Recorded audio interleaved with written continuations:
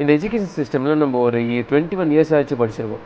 ஆனால் இது வரைக்கும் உங்களுக்கு எப்படி வந்து படிக்கணும்னு சொல்லிட்டு தெரிஞ்சுன்னா நல்ல விஷயம். ஆனால் தெரியலனா இந்த வீடியோ ஃபுல்லாக பாருங்கள், உங்களுக்கு கிறிஸ்டல் கிளியராக புரியும். அதுக்கப்புறம் அடுத்த ஒரு எக்ஸாமில் நீங்கள் கண்டிப்பாக சென்டம் கிட்ட போவீங்க. நாட் ஓன்லி தட், உங்களுக்கு படித்த அந்த கான்செப்டை லைஃப்பில் உங்களுக்கு ஞாபகம் இருக்கும்.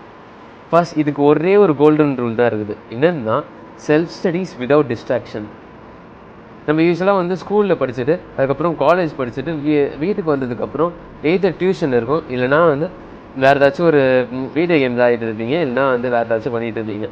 இதை அவாய்ட் பண்ணிவிட்டு நம்ம வீட்டில் வந்து நம்மளே படிச்சுட்டு நம்மளே வந்து அந்த ரிவ்யூ பண்ணுறதுல ஒரு தனி பவரே இருக்குது. அது நீங்கள் பண்ணிங்கன்னா உங்களுக்கு நீங்கள் படிக்கிறது உங்களுக்கு நல்லா ஞாபகம் இருக்கும்.